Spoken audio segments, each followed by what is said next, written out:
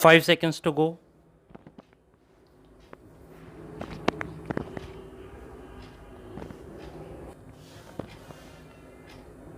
Start. Upon alleged interference with the plaintiff's right to manage and collect offerings, the suit was instituted. Stop. The court found that the plaintiffs and their family had been managing from at least the year 1886. Stop. The court held that as the right claimed by the defendant was not that of a hereditary trustee, the right dies with him, and the only question was whether or not the plaintiffs were entitled to management and the offerings. Stop. Justice Vivan Bose, speaking for a three-judge bench of this court held, para. Now a de facto manager or a trustee, de son tort, has certain rights. Stop. He can sue on behalf of the trust and for its benefit to recover properties and monies in the ordinary course of management. Stop.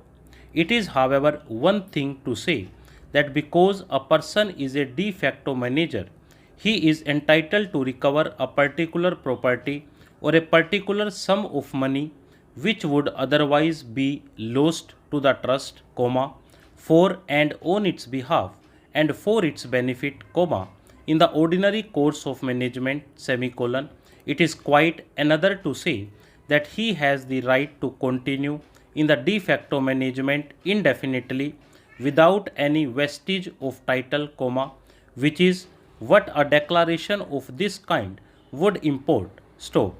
We hesitate to make any such sweeping declaration. Stop. That being so, we think it undesirable that things should be allowed to drift in this uncertain way, no one knowing where the legal rights of management lie or of what they consist, no one knowing how the rights are to devolve or how the large charitable offerings which are collected are to be distributed and used. Stop. Para.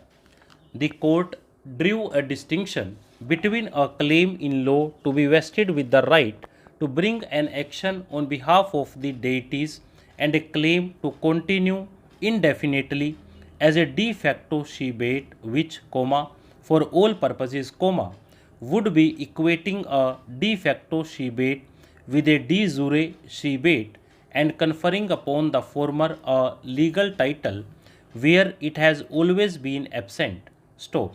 Legal certainty and the ultimate protection of the trust properties underlie Section 92 of the Code of Civil Procedure 1908. Stop. Under this provision, this court is, upon an application by the Advocate General or two or more persons having an interest in the trust and having obtained the leave of the court, vested with wide powers to replace trustees and settle a scheme with respect to the trust property. Stop. Keeping this in mind, the court framed directions in accordance with the above observations, para. We are told by the learned Solicitor General that a suit under Section 92, Civil Procedure Code is under contemplation, stop, without in any way prejudicing matters which will arise there, we make the following order, stop.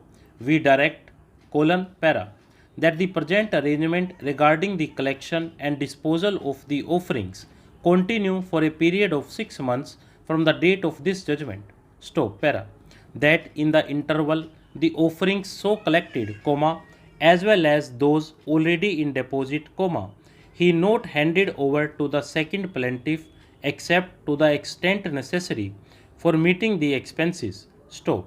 The legal representatives of the defendant have no right at all to those offerings. Stop.